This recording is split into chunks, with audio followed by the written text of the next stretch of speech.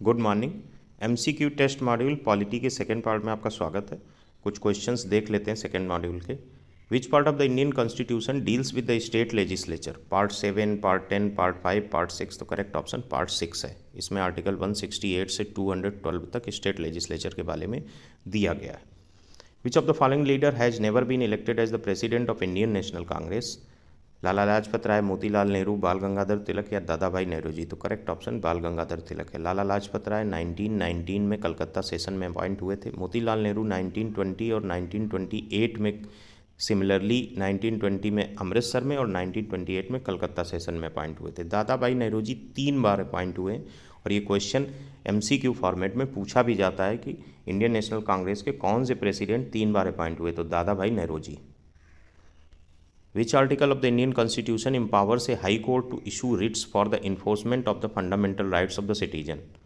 और ऑप्शंस हैं आर्टिकल 226, 246, 216 या 222। तो करेक्ट ऑप्शन है 226।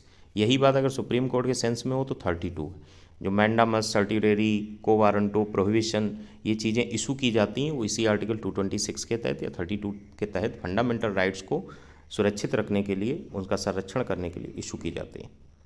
अगर बात नेक्स्ट क्वेश्चन की जाए, when was the first industrial policy of the government of India announced?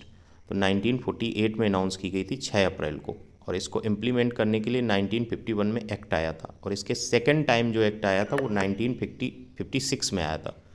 1956 में आया था। तो पूछा जाता है कि इंडस्ट्रियल पॉलिसी जो फर्स्ट टाइम आई थी उसको रेगुलेट करने के लिए, इन्हांस करने के लिए, बेटर वर्जन, उसका सेकेंड वर्जन निकालने के लिए जो एक्ट आया था वो कब आया था? तो 1956 में आया था। Who was the first controller and auditor general of independent India? CAG of independent India कौन था? वी नरहरी राव थे। और किस आर्टिकल के तहत इनको अपॉइंट किया जाता है? 148 के तहत। कौन अपॉइंट करता है? प्रेसिडेंट। इनको हटाने का प्रोसीजर क्या है? Similar as to supreme court के जो जज को हटाने का प्रोसीजर होता है। Let's move to the next question. अगला question, which of the following term is not mentioned in the fundamental duties? Fundamental duties किस आर्टिकल में? 51A में है। किस पार्ट में है? 4th A में है। और जो इसमें ऑप्शन हैं, spirit of inquiry and reforms है, ह्यूमनिज्म है, फंडामेंटल ड्यूटी, साइंटिफिक टेम्पर भी है, स्पिरिचुअल इनलाइटनमेंट नहीं है। तो करेक्ट ऑप्शन सी हो जाएगा। Which was considered as Magna Carta of English education in India? तो वुड्स डिस्पैच जो 1854 का है, इसको Magna Carta of English education of India कहते हैं। ये लॉर्ड डलहौजी उस समय वायस राय थे जब ये आया था, और इसका पर्पस था प्राइमरी और हायर एजुकेशन में एक वर्जन देना कि इस तरीके की इसका एजुकेशन सिस्टम होना चाहिए। तो वुड्स डिस्पैच के थ्रू ही था। Let's move to the next question. The National Green Tribunal has no power to hear questions related to which of the following act? Forest act, environment act, biological diversity act या wild life act? तो correct option wild life act. Actually ये 7 act के against questions को here करने की power रखता है।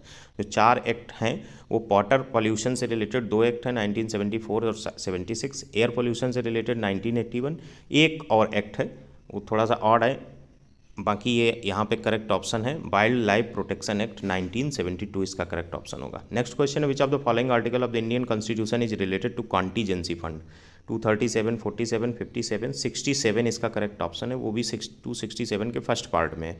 एक बार क्वेश्चन यूपीएससी में पार्ट वाइज पूछा गया है, तो 267 के फर्स्ट पार्ट में है। और contingency fund is basically related to the, ये फंड गवर्नमेंट ऑफ इंडिया के रेवेन्यू को पूरा रखता है, और जब सिचुएशन आती है, इमरजेंसी की सिचुएशन आती है, तो इसको यूज किया जाता है। अभी ये क्वेश्चन इसी से रिलेट करके आगे आएगा तो उसमें और डिटेल में महसूस होगा कि इसका क्या बेनिफिट होता है। नेक्स्ट क्वेश्चन है, who had set the fundamental right a place to our pupil and pact with the civilised world? ये बात डॉक्टर एस राधाकृष्णन ने कही थी, a place to our pupil and pact with the civilised world. What was the name of foreign journalist who reported about satyagraha at Dharasana salt work? ये follow किया था दांडी मार्च को, उसके बाद ये हुआ था। इसको लेड किया था सरोजनी नायडू ने। जनरली ऑप्शन में महात्मा गांधी रहता तो लोग सरोजनी नायडू नहीं लगाते हैं और यहीं पे गलती कर जाते हैं।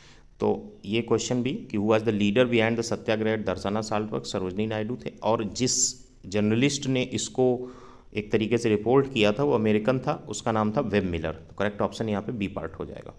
Let's move to the next question, who among the following was the first education minister of independent India. ये सारे मिनिस्टर हैं इंडिपेंडेंट इंडिया के।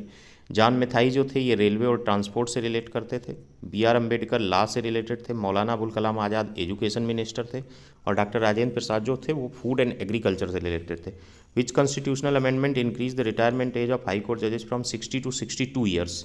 किस अमेंडमेंट एक्ट के तहत? तो 15th अमेंडमेंट एक्ट 1963 के तहत ये हुआ था। इसी अमेंडमेंट एक्ट के तहत जो रिटायर्ड हाई कोर्ट के जज होते थे उनको सुप्रीम कोर्ट का एडहॉक जज नियुक्त किए जाने की भी बात इसमें इम्प्लीमेंट की गई थी। तो करेक्ट ऑप्शन यहाँ पे 15th अमेंडमेंट एक्ट 1963 के तहत हाई कोर्ट जज की एज 60 to 62 ईयर्स कर दी गई थी।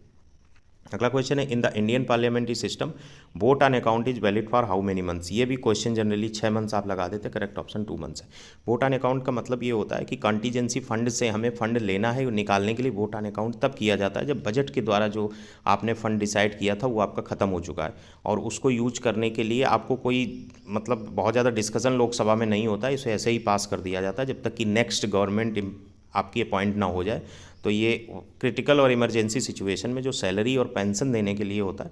देखने में वोट ऑन अकाउंट का मतलब समझ में आता होगा, जो वोटिंग प्रोसीजर होता है वो इसी सेंस में होता है, और 2 मंथ्स इसकी वैलिडिटी होती है, और ये इंटरिम बजट से यही डिफरेंस रखता है, जबकि बजट की वैलिडिटी 12 मंथ्स होती है। तो करेक्ट ऑप्शन ए पार्ट होगा। नेक्स्ट क्वेश्चन है, the chairman of the public accounts committee of parliament is appointed by the chairman, speaker, president, prime minister. Speaker of Lok Sabha के द्वारा अपॉइंट किया जाता है। किसको अपॉइंट किया जाता है? अपोजिशन के लीडर को। इस समय अधीर रंजन चौधरी हैं अपोजिशन के लीडर, और लोकसभा के स्पीकर द्वारा इन्हें अपॉइंट किया जाता था। ये आपके क्वेश्चन थे, होपफुली बेनिफिशियल होंगे। मिलते हैं नेक्स्ट मॉड्यूल 3rd में।